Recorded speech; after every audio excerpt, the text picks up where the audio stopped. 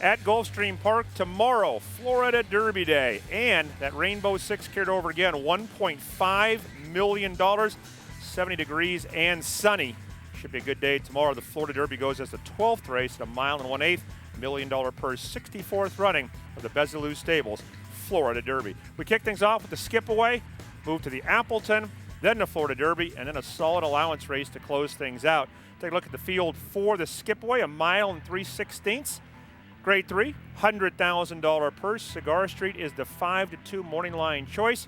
Gary, what do you make of the skip away stakes? Well, it's a mile and 3/16 stake, something we don't see a lot of anymore. And these races typically end up without a lot of pace. The sprinters won't stretch out because it's a little bit too far. There's not as much stamina in the pedigrees that we see anymore, and so you have to look at those sort of weaknesses in horses. And Cigar Street has none of those. He fits into the pace profile of this race extremely well. His pedigree screams that he wants to run as far as they will write races, and he has really excelled for Bill Mott since Bill has taken over with this horse. Let's go back and look at his last win on February the 17th, just to show you an example of the kind of form that this horse is in. He is absolutely going to romp over this bunch, take control early on, keep going late, win by 2.5 under Johnny Velasquez. He is a perfect 2 for 2, both at Gulfstream Park over this track and for Bill Mott, since he has taken over the training. As I said, you have to admire that he is in the best form of his career, and he is absolutely the horse to beat. But there is another horse in here that is rounding back to his best form that could provide you with a little more price should you want to go that way, and that is Pants on Fire for Kelly Breen, a horse that had been highly thought of at certain points in his career. He has not been the most consistent guy in the world, but when he's right, he is a very good horse, and it looks like he's rounding into the best form of his career. Drawn towards the outside, he's a horse that doesn't have to lay very far back. He can stalk the pace. If Cigar Street happens to come up with only his B race instead of his A- race here, Pants on Fire could be the one to give him a good run at the 8th pole curtain, maybe get by him if Cigar Street's not up to his best. Yeah, I had a difficult time with the race. I thought it could fall a lot of different ways. I didn't really trust anyone in the race, and I'll show you that on my ticket later, how big I went on there, because I thought it was a tough race. Next up, another good race. This is the Appleton. This is the second leg of the pick 4 on the Gulfstream Park card. Very good contentious race. Some tough turf horses going in the Appleton. Got a good size field as we take a look at that aforementioned field. Grade 3, mile turf, $100,000 purse. ZA Approval is the 7-2 morning line choice. I like some prices in the race. I think this race is ripe for an upset. I got a couple of prices that I really like, and I'm very surprised by the morning line and how great. I doubt if I'll get this price, but hope we do. It's How Great. 4-year-old colt by Hat Trick. This horse absolutely loves the course at Gulfstream. 3 for 4 over the turf course. He's a multiple stakes winner, and I really think watching his last race, he needed the race. He hadn't been out for a couple months. First start since October. He made a little bit of a wide early kind of move and flattened out. I think he would get a lot out of that race, and he loves the surface. I'm hoping for 10-1. I'm not sure I'll get it, but we'll take any kind of price on How Great. I think a great chance at an upset in tomorrow's Appleton. For a second horse, I like a horse who's 12-1, a horse who's an up-and-comer. He's definitely going to get tested for class. That's number 5, Cool Blue Red Hot. He's run only once on the grass. Let's take a look at it. It was his most recent start, his only turf try, and I really like the way he won. Obviously, it's a big step up in class to tackle horses in the Appleton, but the way he won, I think he can step forward and take down this race at a big number. That was his last start, which I know we're going to show here momentarily. I guarantee we're going to show it. There it is. Cool Blue Red Hot. This is February 16th. Second start off a long layoff. He's been away for over a year. Ran 5th on the dirt. Got him on the turf. He puts in a really good late run here to nail Finale and Bad Debt. He's finishing strongly. Good final time. This race got a good number. I know it's a big step up in class, but I think Cool Blue Red Hot, a very live long shot at 12-1. So, Gary, obviously by the horses I'm picking here, I think this is a tough, wide open type of race. I agree with you, and I agree with you on the 5, because not only did he win first time on turf, he closed into a paceless race. Yeah. They only went 48-1 that day. He did not pick up pieces with a race that fell apart. He won on the square. He's a tough horse, but I love Silver Max in this race. He won 6 in a row last year for a reason. I know he tailed off at the end of the year, but he comes back fresh, back at his favorite distance, a mile. I think he runs big here. Yeah, very good race. We'll sort that one out. We still got 2 good ones to go, including the Grade 1 Bezelou Stables Florida Derby. 2 races left in the pick 4. We'll also get you the fairgrounds. Take a look at the Louisiana Derby. struts his stuff. It is Barbaro to the final furlong. He's a neck in front of Sharp Humor, who will not go away. Barbaro only ahead in front. Sharp Humor runs his heart out at the rail. Sun River a closing third. Barbaro, Sharp Humor. Barbaro's got him. Barbaro wins. 7 years ago, the 2006 Florida Derby, Barbaro scoring on the way to victory in the Kentucky Derby. Tomorrow's race, the $1 million Bezzy Stables Florida Derby. Favorite is actually the 3. We should have that yellow. That's the favorite. We argued about that earlier. I think didn't we do that. confused somebody, though. Yeah. I didn't make him favorite on the graphics. I promise you, Gary. You promised he would be, though. They're just going with you, Kurt. That's blind faith, to say the least, and misplaced. It's My Lucky Day is the 2-1 choice. Shanghai Bobby's second choice at 5-2. Orb, third choice at 3-1.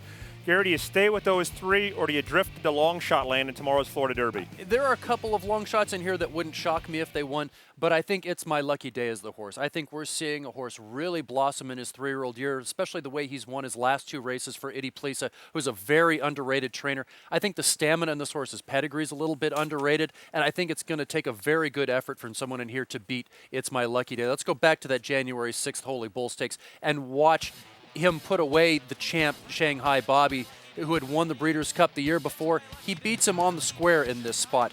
And this horse, he ended up on a bull ring, he ended up on the turf, and he fell off the way a little bit there. But you look back in his last 3 races run long on traditional racetracks, he has won, and he has won decisively. I know Orb is on the improve. I know Shanghai Bobby has a lot of back class, but I think It's My Lucky Day is the horse to beat in this race and the most likely horse to take down the Bezzy Florida Derby. Orb is a horse that is dangerous in here because he does keep getting better for Shug McGaughey, and if you've followed Shug as long as I have, you know that when his horses start to get better in small, consistent increments, there's a lot more of those to come, and I may not be getting on the bandwagon quick enough for this horse. He did run well to beat Violence in his last race. You have to give him some respect, but I just don't think he's quite at the level of It's My Lucky Day yet, so I'm going to side with the Eddie Plisa trained It's My Lucky Day for tomorrow, even though I leave a little bit of room that Orb could end up better than him down the road. I'm with you. It's My Lucky Day to me just has not got the seems like the credit he deserves. He's only been favored once in his entire career. Right. He just keeps winning decisively, trouncing horses. I think he's going to be very tough. One thing to me that makes the race very intriguing, Gary, is the presence of Merit Man. Yes. I don't know if he can win, but I know he's the fastest horse in the race. Be an impact. Does Shanghai Bobby and Rosie sit second, which I think it might be beneficial to have Merit Man in the race for them, which I know sounds strange when you have another speed horse. But if they get a target and that works for that horse, that's the way that could play out. It could be an interesting way to look at the race. The X factor of the race, pick of the litter. Completely untested for class, but a dominant maiden win coming into this for Dale Romans, and we have seen Dale pull off some big upsets to go along with all of his predictable Grade 1 wins in the last couple of years.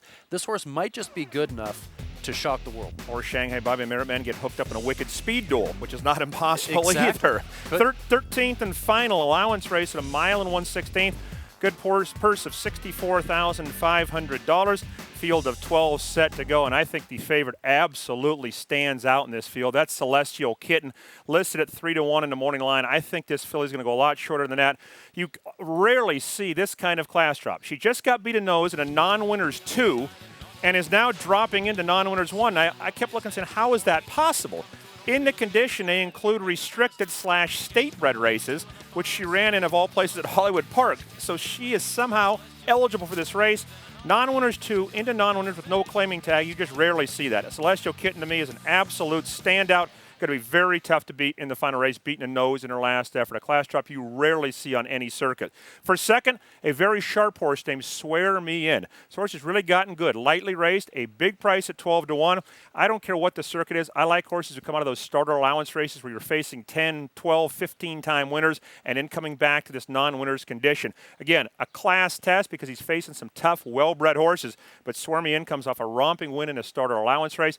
Best of all, she's 12-1. But she's going to have to improve. I think the favorite, Celestial Kitten, absolutely stands out. Gary, I know when I'm gambling, looking through the condition book, and you're training and looking through the condition book, you would salivate seeing a race like that for a horse who you had who got beat a nose in the non-winners too. Absolutely. Celestial Kitten does have to overcome a bad post in this race, though, and because of that, I win against her. I think on our tickets, where we're going to differ the most is in this last race, because I also singled in this race. I love a horse, but not Celestial Kitten. I think the post's actually going to compromise her and get her beaten here. Some real good races in this sequence as far as price possibly, with no real short prices in any of the races. Let's take a look at how we put our tickets together for the Gulfstream Pick 4. Gary, you are first up. Well, the two horses I talked about, Cigar Street and Pants on Fire, lead us off. I'm going to go with Joe's Blazing Aaron, Cool Blue, Red Hot, Silver Max. I'm even going to throw Oh My Yod in at the back end of this, a horse that I think could come in at a price in the Appleton because it's wide open. Use a number of horses in the Besaloo. Pick of the litter, who's the X Factor. It's My Lucky Day Orb. I'm going to toss Shanghai Bobby. I think the post is going to get him beat. Are you kidding me? Even on the outside, just in case he's one of those synthetic first-time dirt horses that explodes first time he steps foot on dirt for a very good trainer, Roger Atfield. And then I'm going to single Transgression in the last, drawn on the rail in a paceless race for Mark Frosted. Beaten just a neck and a length and a half in his last two starts, going a mile and a half, and the switch to Rajiv Murat, who I think's going to send this filly and put her right on it, and I think she's going to get a better trip than Celestial Kitten, and that'll make the difference. So a small $16 play here. I'm going to play a small ticket at the fairgrounds, but I'm going to chunk it in at Gulfstream because I have some strong opinions late, and I don't have a clue early. So here's the easy way out. All. I need prices, and I think I can get them in both those races because I really don't like the favorites. So I got all to start. I'm going to take my stand on It's My Lucky Day and live or die with him as a single in the Florida Derby. Then in the last, Celestial Kitten, who I really like, and for a price horse, Swear Me In, who is 12-1. That's a $120 ticket for $1. I need price help. If it goes chalk, It's My Lucky Day, Celestial Kitten, it's a waste of time. But that's why you gamble. I need prices in the first two legs at Gulfstream Park, the Skip Away and the Appleton. Okay, we are done with Gulfstream, at least for tonight.